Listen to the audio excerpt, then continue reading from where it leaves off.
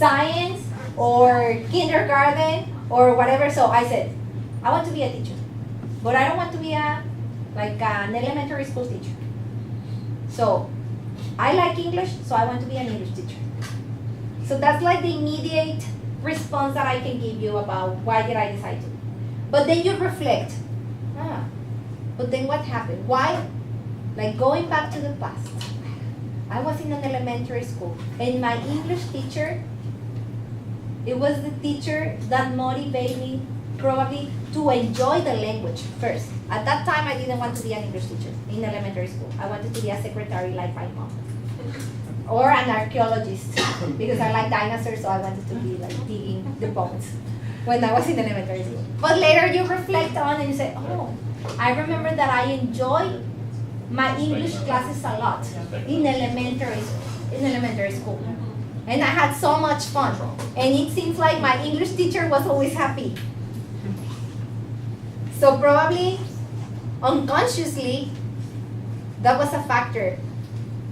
And that's how we start reflecting, and we start like digging in your past experiences, yes, and explaining. So then we have, what does it mean? What all these mean? It says, you continue to write reflectively on your early reflective writing in the light of subsequent experience and understanding. So now I'm here, I'm teaching, but what is next?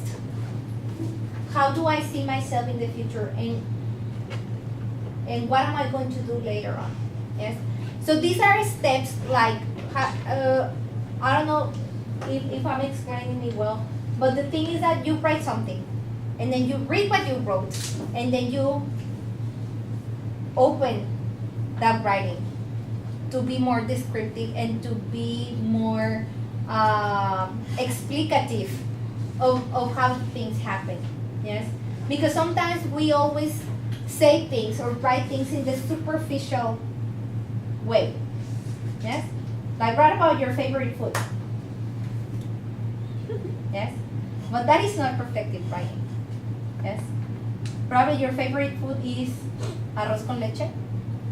Yes, I say, hi, I like arroz con leche because I like when it's winter and blah blah blah and it's cold, I like to eat. But probably the big reason that you really love arroz con leche is because it remembers you, or it reminds you your grandmother. Yes? And then when we start digging, and then yes, it's like psychoanalysis. Yes, like your own psychoanalysis. Yes, of things. Okay. Yes. Okay. So this is the structure of reflective writing, the 3 W's. What? So first we have to, when we want to write reflectively, first we say about what happened and who was involved. Yes? Then, so what? Yes? What is most important? What is the most important aspect of that event? How can it be explained? And how is it similar or different from others? Like what we were saying, right? My story is different from her story. And then what's next? What have I learned, and how can it be applied in the future?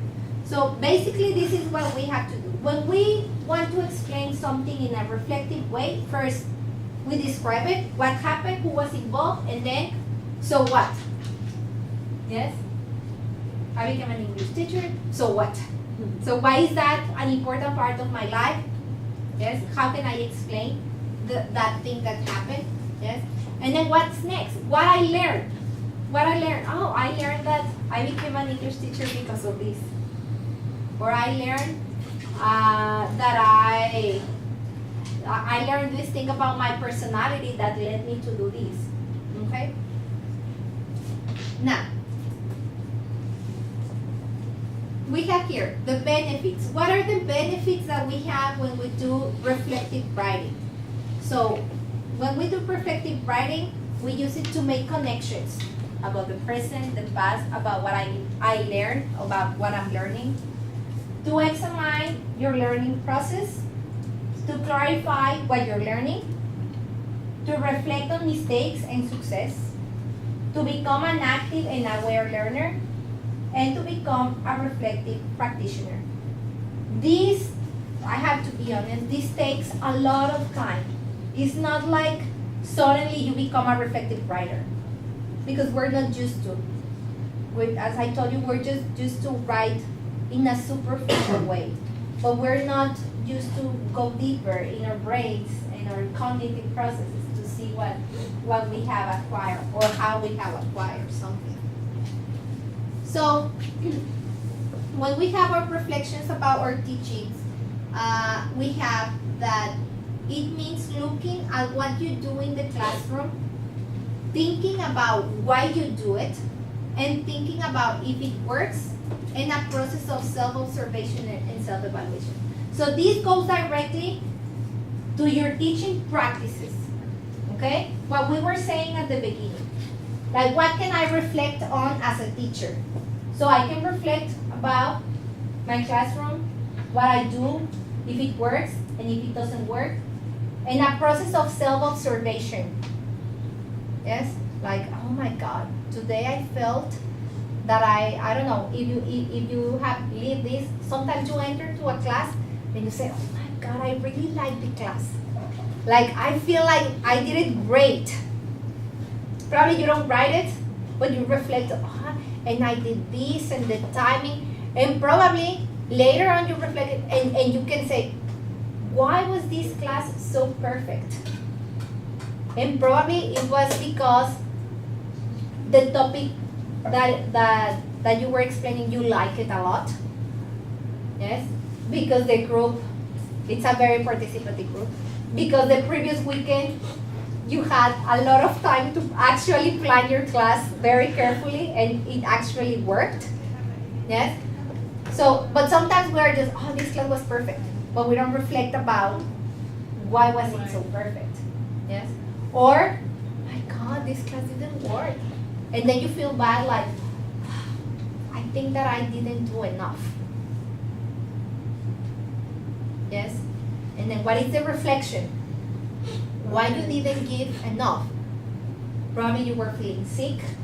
Probably it was, I don't know, a bad group. Or the weather was hot or too cold. Yes? So all these factors, they have to do with our reflective teaching. Yes? It's not just to say my teaching was so bad or my teacher was great, but why did it happen? And then why did I learn? Okay, I learned that if I do my plannings carefully, with time, and happily, my classes will turn out great. Yes? But if some of these things happen, probably I won't be able to do my best in my teaching. Yes? So how can you do these reflections about your teaching? We identify and explore our own practices and underlying beliefs. These might then lead to changes and improvements in our teaching. So the idea here is that we start reflecting about what we do in order to make improvements, of course. Not like, oh, well, this happened because of this and because of that, and then I continue doing the same things. Of course not. So we need to improve and we need to change. Yes? So how can we do it? We can do it through a teacher diary, yes, which is sometimes really difficult for us as teachers because we move from one class to another almost immediately. So we cannot like, oh yes, I want to write before the class ends. Yes, all the things that went well and not the things that didn't work. So sometimes we have to trust on our memory a lot, yes, because we don't have a lot of time to write. But probably you can write some notes during the class while the students are working. Yes. Peer observation, yes, this is great. With Mexicans, we're not used to peer observation. Sometimes we feel offended when a colleague comes to observe our class because we feel like threatened. Why? And it's my class. I can do whatever I want. Yes, but peer observation, it's really helpful. Yes, when it comes to reflecting. Recording lessons like this. Can you pass me the video? Recording lessons, yes, to see all the things or the movements, your faces, the reaction of your students, and the students' feedback. It's always important to know what the students feel. Especially like I always, at the end of the semester, I always make my students write a feedback. Like, what did you like about the class? What you didn't like about the class? And what suggestions can you give me to improve next semester? And sometimes you're surprised with the students. If you don't do it, I recommend you to do it at least once, yes? Because the students actually tell you things that you didn't notice. They even tell you like, I think that the teacher needs to be more strict. So, or I think that the book is really difficult and we cannot follow them. So I would recommend you to check some readings because they are not that easy. So sometimes the students' feedbacks are really useful. And then what do you do with all these? So first we think, what is the problem? What is happening in my teaching? What can I improve? Yes, we think about the problem situation. We talk. Who do we talk to? We talk with our colleague. Hey, I have this situation. What do you think about this? What do you think about that? You're teaching the same group. How do they react when you work on this and when you work on that? So you talk with your other colleagues. You read. What do you read? What do you read? Books. Books about what? Literature books? Education books. Like, okay, I have this problem. How can I solve it? I already talked to the teacher. They give me some suggestions. But then I go and I read what the literature says about the situation that I'm having or that I'm dealing. Yes? And then I ask. I go to these forums and I ask. I enter to forums for ESL teachers and I ask, hey, I work with Mexican students and blah, blah, blah, and probably somebody will answer you, yes? So that is what we have to do, okay? Okay, so I'm going to give you, do we still have time probably? Yes. Okay, later we're going to go back to your teaching. Well, now I'm just going to give you an example, okay? If we have time for this, we can come back and reflect about this. So, here there are some different questions, okay? That can give us the opportunity to reflect about our teaching. So we have, give a brief resume of your teaching career with particular emphasis on the types of classes and the students that you have taught, okay? What are your favorite classroom activities? Okay.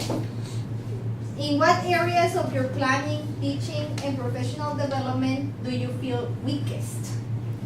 Okay. How do you plan to approach this course, like the course that you're giving?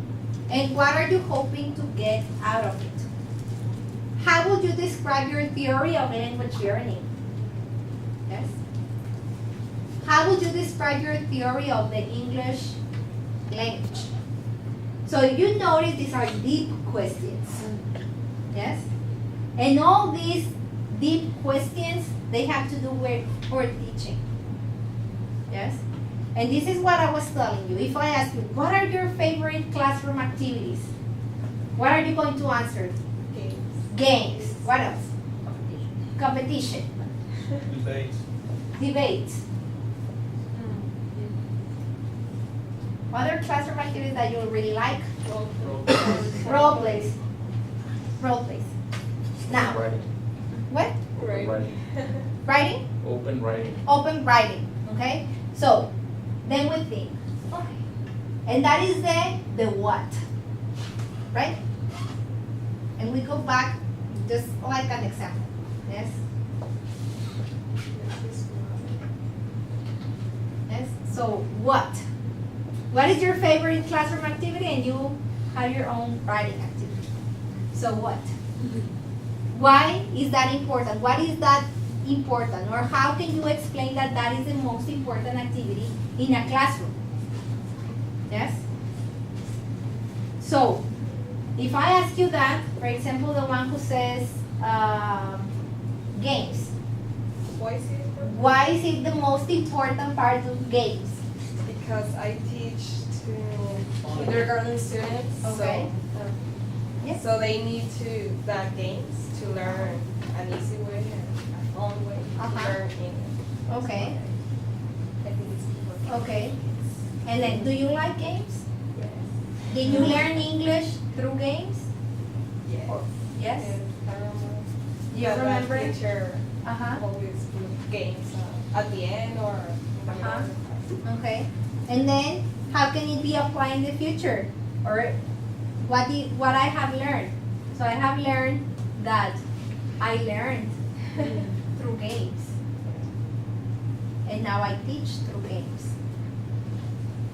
And I have seen that games result in learning, or they have a result in learning. Probably the ones who say role plays, they will say, well, it's because I like talking. And I always like to talk in class, or I like to act in front of my class. So role plays are important to me, or it's a way in which I can actually teach communication to my students. Yes? So everything has a background. And I don't do things just because I do them. I do them because of reason. Yes? And then I have to reflect. In her case, she works with kindergarten. And then I can say, what kind of activities, classroom activities do you like? And I can say games. But I teach university or theoretical classes, or I don't know. Or I teach adults, who sometimes do not like that much playing. So probably I like games, and I start giving, but my students are not learning, or they are not sympathizing with me. Like, this teacher. Yes. Like, and then I have to reflect. What I like is actually working, or do I have to change to what they like? So what do I learn and okay? So this is like the process. It is like in the university, I use this strategy of tickets. Yes, even in university. So students participating, I give them tickets. And then what are the tickets for? For points. So you have 5 tickets, you have 1 point of participation. So you say, but they say, teacher, but I have 5 tickets. No. It is like the Peter Piper pizza. You need like 100 tickets for a chili. Yes? So it is the same. You need 5 tickets to get 1 point. Yes? And then I remember that I used this technique, and I explained it the first day of class. And one of my students in the university, he wrote in my expectation questionnaire that I gave them, what do you expect from the course? And he said, well, I expect not to be treated like a kindergarten kid, because those techniques of blah blah blah, like he was like really offended because the teacher was using kindergarten techniques with university students. And like, anyway, I'm going to use it. He was like only one student, right? And at the end, he was like always raising his hand to get the ticket. So I said, I knew that this was going to happen. So this is like what we have, okay? Now, this is an example, okay? So how the reflective teaching will look like. Can somebody help me reading? This is for the question number 1. Give a brief resume of your teaching career with particular emphasis on the type of classes and the students you have taught. Can somebody help me reading? Yes, please. I've been in EFL for about 7 years and I love it. I've mainly taught in Brazil, where I am originally from. I've taught all levels from beginners to advanced, age from 3 to 4. Whatever. When in Brazil, I preferred to teach advanced levels and exams preparation classes. I wonder if it was because I or the students at a lower level could always rely on our mother tongue if necessary. I've only taught monolingual classes, and my first experience teaching abroad was in 1996 when I did my CELTA course in Poland, where the students were all Polish. I don't really think that there are easier or more difficult students to teach.